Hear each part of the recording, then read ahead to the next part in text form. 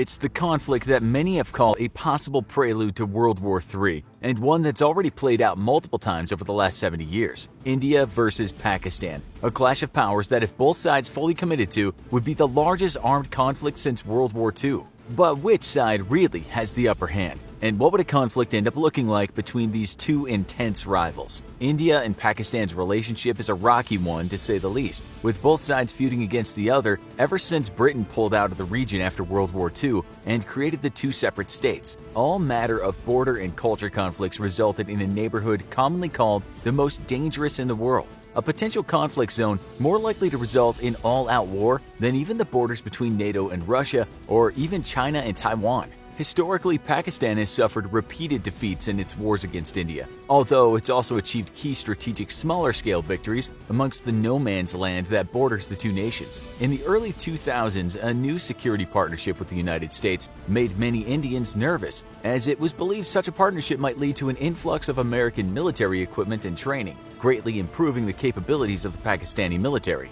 Soon, though, American intelligence officials realized that Pakistan was double-dealing them, aiding Taliban forces in Afghanistan and even sheltering them from American strikes. Pakistan never had any interest in the Taliban being ousted from Afghanistan, despite taking hundreds of millions of dollars from the US for its cooperation. For Pakistan, the Taliban was a vital strategic buffer between itself and Iran, whom hated the Taliban. It quickly became clear that the US and Pakistan would not become close partners after all, and instead a growing relationship between the US and India, the world's most powerful democracy and the world's largest democracy, put Pakistan on the back foot. Now the nation relies on its arsenal of nuclear weapons to fend off Indian forces, and continues to finance and aid terrorists to strike against Indian targets across the border. For its part, India's patience is running incredibly thin. And one more attack, such as that in Mumbai in 2008, which was coordinated by Pakistani intelligence, will almost certainly lead to a swift and overwhelming Indian response. In case of a war,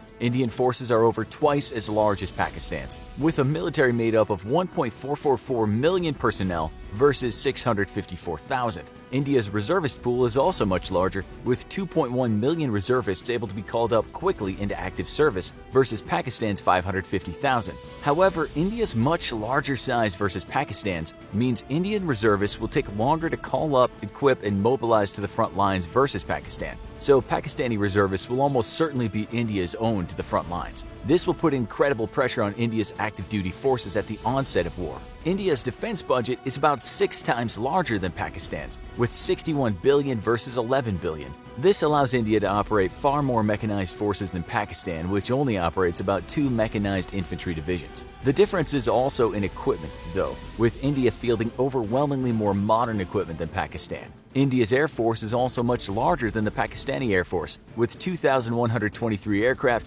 versus Pakistan's 1,372. India's fighter fleet numbers at 538 versus Pakistan's 356. Although in any conflict, Pakistan will almost certainly be fighting defensively. This would allow Pakistan's air artillery to help neutralize some of that numerical disadvantage. And in a defensive war, India's large number superiority will actually put it roughly on par with Pakistan's fighter fleets once losses and denial from air artillery is accounted for. Where India truly holds the advantage, though, is in its fleet of 260 Sukhoi Su-30s, an extremely capable Russian fighter whose only real competition on the Pakistani side is the American-made F-16. While a modern F-16 is more than a match for a Su-30, not many of Pakistan's F-16s are fully modernized. To make matters worse, Pakistan only fields 76 of them. Most of the Pakistani Air Force is made of Chinese or joint Chinese-Pakistani fighters, and Chinese fighter designs are generally accepted as being inferior to either Russian or American designs. In the air, India will definitely hold the advantage. India fields a transport fleet that's 5 times greater than Pakistan's own fleet, with 250 various transport aircraft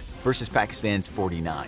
Backed up with a helicopter fleet that's twice the size of Pakistan's, with 722 helicopters versus 346. India has a crucial advantage in air mobility that Pakistan can't match. This will make the movement of heavy equipment and infantry through the mountainous northwest border of India possible, and while easily defended, will favor an Indian offensive in the region. Air transport, though, will matter little to Pakistan, as it'll be fighting a defensive war, hoping to bleed Indian forces, trading territory for casualties until the Pakistani army can counterattack. Still, the lack of mobility will mean Pakistani forces in the mountainous north will suffer greatly and likely be inevitably defeated. One area that Pakistan outshines India is in attack helicopters, with Pakistan operating 56 American Vietnam-era Cobras versus a fleet of 23 Indian attack helicopters. Pakistan would likely choose to use these in the mountainous north, as they'll make supporting its forces in the difficult terrain much easier. If India does not properly equip its mountain infantry with man-portable air artillery, it could face serious casualties, as Pakistani attack helos provide close air support. India's own fleet is so small it'll have limited to no utility, being easy fodder for Pakistan's own air artillery. Both nations, however, have so few attack helicopters that their air fleets will become depleted due to casualties and equipment breakdowns within the first week or two of serious fighting. The bulk of the fighting between the two nations will happen on land, and this means that the most important element of either nation's military will be its main battle tank fleet. Here again, India outnumbers Pakistan nearly 2-1, with 4,292 tanks versus Pakistan's 2,200. Both nations' tanks vary in modernity, but both nations' tanks are mostly very capable platforms. India's main tank is the Soviet-built T-72, with modern upgrades. Until Desert Storm, analysts feared that the T-72 would be a formidable threat to the American Abrams and the British Challenger. The short but intense war, however, showed that T-72s were all but utterly obsolete versus Abrams or Challengers, scoring not a single kill in the entire conflict, while American and British tanks decimated hundreds in return.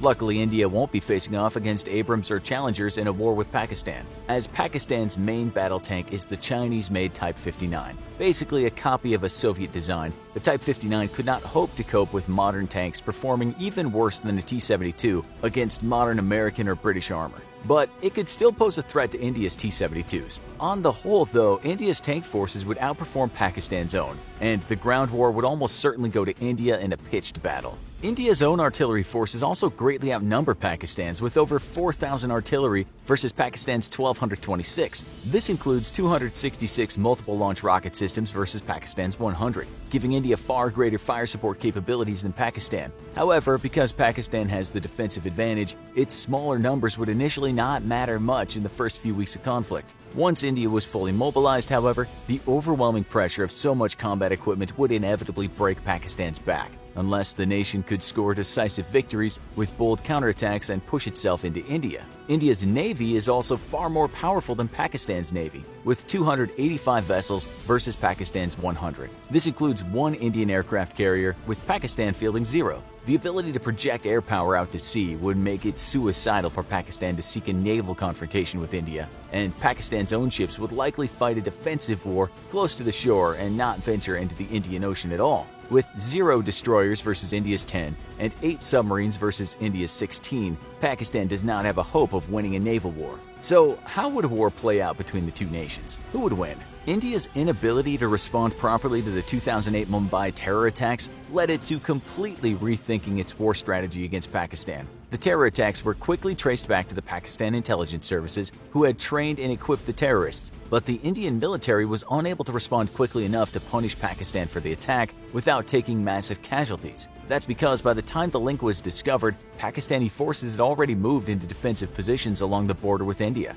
To prevent this from happening again, India focused on a warfighting concept it's calling Cold Start. The aim of Cold Start is to rapidly mobilize border forces to push into Pakistan and deny advantageous defensive positions to the Pakistani military, in effect opening up a corridor for follow-on Indian forces to pour through. The most important aspect of Cold Start, though, is to move rapidly enough and deep enough into Pakistan's territory that it'll deter the nation from using its tactical nuclear weapons arsenal against the Indian military. Currently, India operates under a strict no-first strike policy and will only use nuclear weapons in retaliation. Pakistan, however, understands that it is the inferior power to India and thus maintains a defensive first strike policy, meaning that it'll use nuclear weapons in a defensive manner in order to fend off the superior Indian military. India's goal, therefore, is to push deep enough into Pakistan that it will deter the nation from using nuclear weapons on its own soil. This also means taking a limited number of objectives rather than going for a decapitation strike and eliminating the Pakistani leadership.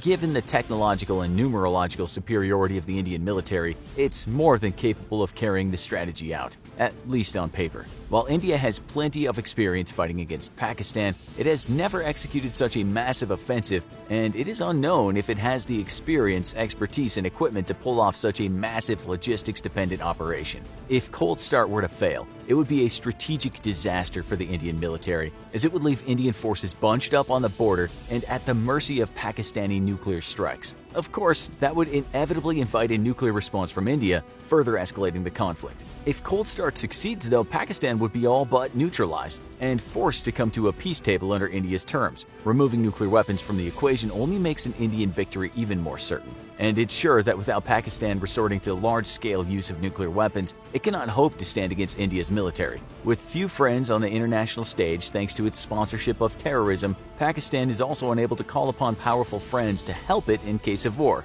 although China might perhaps be interested in responding to Pakistan's call for aid. Given China's antagonistic relationship with India, and the fact that India sits right on China's jugular in terms of trade routes that pass through the Indian Ocean, China's got a lot to gain from a military defeat and weakening of India. A Chinese intervention, however, would almost certainly draw an American one, coming to the defense of a strong international partner and fellow democracy. This would spiral the conflict from a regional one into a full-blown major theater war. While the end result would still almost certainly be a combined Indian-American victory, India's military would be hard-pressed to pursue offensive objectives in Pakistan and hold off Chinese forces long enough for America to respond. Luckily, there is little favorable terrain for a major ground offensive from China into India or vice versa, so India would have plenty of time to hold off Chinese assaults until American forces put pressure on China from the Pacific. In a stand-up one-on-one war, though, there's no doubt that India would win any conflict with Pakistan. Want to see more awesome military videos? Why not click on this video over here, or if you prefer something different, click on this one instead.